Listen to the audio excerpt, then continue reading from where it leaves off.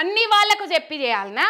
High command పై ముఖ్యమంత్రి రుసరుస, cabinet భేటీలో సహచరులపై చిటపట, గత 20న హైడ్రాపై తీవ్ర వాదోపవాదాలు, అభ్యంతరాలపై తనతో చెప్పకుండా ఢిల్లీకి తరచూ ఫిర్యాదులు ఏమిటని సీఎం ప్రశ్న, గడియకోసారి ఢిల్లీకి పిలిపించి వివరణ అడుగుతున్నారని పార్టీ పెద్దలపై అసహనం, అభ్యంతరాలపై చర్చించే అవకాశం తమకు ఎక్కడిస్తున్నారని ప్రశ్నించిన మంత్రులు, గ్రేటర్ ఎన్నికలకు ముందు కూల్చివేతలేంది, ఇట్లయితే పార్టీ ప్రభుత్వం పరిస్థితి ఏం కావాలనుకుంటున్నారని మంత్రుల ఆగ్రహం, ముఖ్యమంత్రి వ్యాఖ్యలు మళ్ళీ ఢిల్లీకి చేరవేత, మళ్ళీ పిలిచి వివరణ అడిగిన అధిష్టానం, ఖర్గేకు పరామర్శ నెపంతో ఢిల్లీకి రేవంత్ హైడ్రాపై పార్టీ సీనియర్లను కలిసి వివరణ అని చెప్పేసి ఇక్కడ వార్త. పోయి అక్కడ అపాయింట్మెంట్ కోసం ఎదురు చూసినా కూడా సోనియా గాంధీ, రాహుల్ గాంధీ అపాయింట్మెంట్ ఇయ్యలేరు, కళ్ళు కాయలు కాసేటట్టు ఎదురు చూసినా అపాయింట్మెంట్ ఇయ్యలేరు. కేసీ వేణుగోపాల్కు రాహుల్ గాంధీ దిశానిర్దేశం చేస్తే ఆ ముచ్చట్లే కేసీ వేణుగోపాల్ రాహుల్ గాంధీకి రేవంత్కి చివాట్లు పెట్టిరని ముచ్చట్లు అయితే బయటకు వచ్చినాయి, గప్పుమంటా ఉన్నాయి.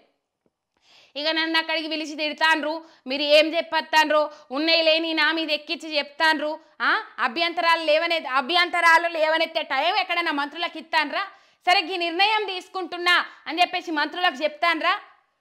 ఒకవేళ మంత్రులు దాన్ని వ్యతిరేకిస్తే ఆగుతాన్రా? అసలు చెప్పుడే లేకపోయే, వాళ్ళ అభ్యంతరాలు లేవనెత్తే అంత టైం ఎక్కడున్నది? పోయిన తాప క్యాబినెట్ సమావేశాలలో హైడ్రాపై వాదోపవాదాలు జరిగినాయట. మరి వాదోపవాదాలు జరిగినప్పుడు నా క్యాబినెట్లనే నేను ఏర్పాటు చేసుకున్న ప్రభుత్వంలోనే ఇంతమంది వ్యతిరేకులు ఉన్నారు, ప్రభుత్వం ప్రజలలో ఇంకెంత వ్యతిరేకత రావాలి అని చెప్పేసి నువ్వు ఆగిపోవాలి కదా, హైడ్రా దూకుడు పెంచొద్దు కదా. అన్ని పవర్స్ ఇస్తున్నాము, అన్ని రైట్స్ ఇస్తున్నాం, ఇప్పటికీ ఆగలే, మీ విధానాన్ని ఇప్పటికీ మార్చుకోలేదు సారు.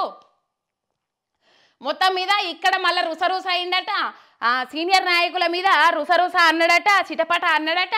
ఆ చిటపట అనుడితోనే మళ్ళోసారి ఆయనతో పిలిపించిండ్రు, మంచిగా మొట్టికాయలు వేసిండ్రు. ఇది పరిస్థితి. మొత్తం మీద కాంగ్రెస్ పార్టీలో ఒక చిచ్చైతే రేపింది హైడ్రా అని చెప్పుకోవాలి. మొత్తం మీద హైడ్రానే కాదు, రేవంత్ రెడ్డి ఒంటెద్దు పోకడ పోతున్నాడని చెప్పేసి ఇదివరకే రేవంత్ రెడ్డి తీరు మారకపోతే సీఎంను మార్చండి, మాకు అభ్యంతరం లేదు అని చెప్పేసి ఇక్కడున్న మంత్రులు, సీనియర్ నాయకులు అధిష్టానం దగ్గరికి పోయి ఇప్పటికే అల్టిమేటం జారీ చేసి వచ్చిండ్రు. పరిపాలన చేయత్తలేదు, ఆగమాగం చేస్తాడు, పాలన అనుభవం లేదు ఆయనకు, ఆయన కామన్ సెన్సే సరిపోతుందని ఆయన అనుకున్నాడా? కామన్ సెన్స్ పెట్టి ఏమేమో పనులు చేస్తాడు, అడ్డదిడ్డంగా పోతాడని చెప్పేసి ఇప్పటికే హైకమాండ్ దగ్గరికి ఈ మంత్రులు, సీనియర్ నాయకులు పోయి కంప్లైంట్లు ఇచ్చొచ్చారు. ఇదివరకు ఎన్నో కంప్లైంట్లు, అందుకే రాహుల్ గాంధీ ఇటాంకలు అత్తలేడట. ఎన్నిసార్లు ఆహ్వానించినాక రాజీవ్ గాంధీ ఏమన్నారు? రైతు రుణమాఫీకి సంబంధించి విజయోత్సవ ర్యాలీ, విజయోత్సవ సభలు పెడతామన్నారు వరంగల్లా. ఏడవైన విజయోత్సవ సభలకు సోనియా గాంధీ వస్తుంది, రాహుల్ గాంధీ వస్తాడు, ప్రియాంక గాంధీ వస్తారు, అందరినీ రప్పిస్తా అన్నారు. ఆఖరికి వాళ్ళు ముఖం చాటేసారు, నువ్వు సగం మందికే చేసినావు, మొత్తం మందికి చేస్తానా అని చెప్పేసి ఎట్లా చెప్తాన్నావు, సగం మందికి కూడా కాలేదు పురాగా అని చెప్పేసి వాళ్ళు ముఖం సాటేస్తే ఇలా వరంగల్ విజయోత్సవ సభలు రైతు రుణమాఫీకి మళ్ళీ గొప్పగా ట్విట్టర్లో ట్వీట్లు చేసుకున్నాడు. అక్కడి నుంచి మొదలు పెడితే అంతకుముందు కూడా చాలా ఉన్నాయి వాళ్ళు చేసినాయి. ఇట్లా ఈ అంశాలు, రాజీవ్ గాంధీ విగ్రహం తెలంగాణ సెక్రటేరియట్ సచివాలయం ముందు రాజీవ్ గాంధీ విగ్రహానికి రాహుల్ గాంధీ వస్తాడు, సోనియా గాంధీ వస్తారు, వాళ్ళ సమక్షంలోనే ఇనాగ్రేషన్ చేస్తున్నారు, దానికి రాలే. బుద్ధిజీవులందరూ లేఖలు రాసిండ్రు, ఉద్యమకారులు బుద్ధిజీవులందరూ, దానికి రాలే. మొత్తం మీద ఒంటెద్దు పోకడ ఉన్నదే అయినది అని చెప్పేసి మంత్రులు అల్టిమేటం జారీ చేసిండ్రు. హైడ్రా కూల్చివేతలు, మూసి రెడ్ మార్కింగ్ కాంగ్రెస్ లో చిచ్చు రేపుతున్నది. కాంగ్రెస్ అధిష్టానంపై సీఎం రేవంత్ రుసరుసలాడుతుంటే ముఖ్యమంత్రి ఏకపక్ష ధోరణిపై కొందరు మంత్రులు ఆగ్రహం వ్యక్తం చేస్తా ఉన్నారు. రేవంత్ వైఖరిపై అధిష్టానానికి ఫిర్యాదులు అందాయని, దాని మీదే సీఎంను పిలిచి వివరణ అడిగినట్టు పార్టీ వర్గాలు చర్చించుకుంటున్నాయి. మొత్తం మీద ఇది మళ్ళీ పార్టీ వర్గాలే చర్చించుకుంటున్నాయి. మీరే పని కట్టుకొని చెప్పిరంటే కుదరది, మీరే పనిగట్టుకొని ఈ విషయాన్ని తెర మీదకి తెచ్చిరంటే కుదరది. ఇక్కడ పార్టీ వర్గాలే చర్చించుకుంటున్నాయని చెప్పేసి ప్రధానంగా వినబడుతున్న అంశము.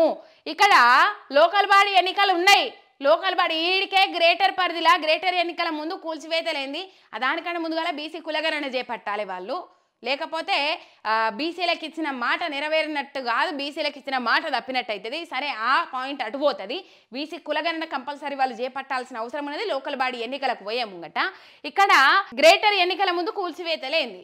ఆల్రెడీ హైదరాబాద్లో మొత్తం బీఆర్ఎస్ తుడిచిపెట్టుకొని పోయింది, కాంగ్రెస్ ముఖం కూడా చూడలేరు. ఇక్కడ ఏవలో మళ్ళీ పార్టీ ఫిరాయింపులు, ప్రకాష్ గౌడ్ కావచ్చు, వాడు పోతే అరికపూడి గాంధీ కావచ్చు, దానం నాగేంద్ర కావచ్చు. దానం నాగేంద్ర కథ అలా ఉన్నది, మళ్ళా రాజీనామా చేపించి కోర్టు అనర్హత వేట వేయకముందే రాజీనామా చేపించి మళ్ళీ ఎన్నికలలో దిగే ఉద్దేశంలో ఉన్నట్టు తెలుపుతా ఉన్నదట దానం నాగేందర్ మీద. పాపం 2004లో అప్పుడు ఏదో గట్లనే రాజీనామా చేపించి అది పోతే అప్పుడు గెలవలేదు, ఓడిపోయిండు. అందుకనే దానం నాగేందర్ రాజీనామా చేయడానికి సిద్ధంగా లేడట. కోర్టు అనర్హత వేటు వేసే వరకు చూస్తావైతే అన్నట్టు ఆయన ఉన్నాడట. కానీ ముందుగానే దానం నాగేందర్ మీద అనర్హత వేటు పడక ముందే రాజీనామా చేపించి ఎన్నికలలో నిలబెట్టాలి, మళ్ళీ బై ఎలక్షన్లు పోవాలని చెప్పేసి కాంగ్రెస్ పార్టీ వాళ్ళు చూస్తూ ఉన్నారట. మరి ఏమవుతుంది ఏం కథ చూద్దాం. మొత్తం మీద రేవంత్ రెడ్డికి కాంగ్రెస్ పార్టీ సీనియర్ నాయకులు మంత్రులు ఎవరైతే ఉన్నారో వాళ్ళకు చెడ్డది. రేవంత్ పరిస్థితి రెండుకి చెడ్డ రేవడి పరిస్థితి అయిపోయింది. అటు హైకమాండ్ సీరియస్, ఇక్కడ మంత్రుల సహకారం లేదు, క్యాబినెట్ సహకారం లేదు. ఆయన ఒక్కడిగా సింగిల్గానే మిగిలిపోయింది అనేది ఇక్కడ క్లియర్ కట్గా తెలుస్తూ ఉన్నది.